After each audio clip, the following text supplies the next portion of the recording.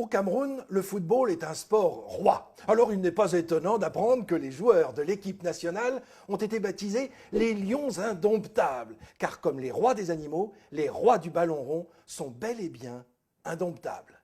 La Fédération camerounaise de football, la FECAFOOT, Fédération camerounaise de football, est née en 1959. L'année suivante, quelques semaines après l'indépendance, le premier match du Cameroun indépendant l'oppose à la Somalie. Le score est sans appel, 9 buts pour le Cameroun, 1 but pour la Somalie. C'est une première victoire qui en annonce beaucoup d'autres. C'est à partir de 1968 que l'équipe camerounaise commence à participer aux grandes compétitions internationales. Au fil des ans, au fil des matchs, elle s'impose. Et c'est ainsi qu'en 1984, elle remporte la CAN, la Coupe d'Afrique des Nations. 2 ans plus tard, en 1986, elle est en finale. 2 ans plus tard, en 1988, l'équipe du Cameroun remporte à nouveau la CAN, la Coupe d'Afrique des Nations.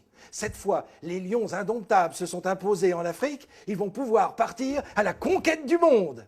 Et ça n'est pas qu'un demi-mot. En 1982, déjà, l'équipe du Cameroun était dans la phase finale de la Coupe du monde de football. En 1990, c'est une nouvelle page de l'histoire qui va se tourner. Cette fois, le Cameroun est en phase finale. Et le premier match d'ouverture, c'est pour le Cameroun qui affronte l'Argentine à Milan au mois de juin 1990. Le résultat, 1 but pour le Cameroun, 0 pour l'Argentine. Le Cameroun va tourner une nouvelle page de son histoire footballistique. Les Lions indomptables battent la Roumanie, puis se font battre par l'URSS. Mais qu'importe, les voilà en 8e de finale. Alors une nouvelle page se tourne. Ils battent la Colombie 2-1. Les voilà en quart de finale. Pour la première fois de l'histoire, une équipe africaine est en quart de finale de la Coupe du Monde. À Naples, en ce 1er juillet 1990, le Cameroun affronte l'Angleterre. 3-2 pour l'Angleterre.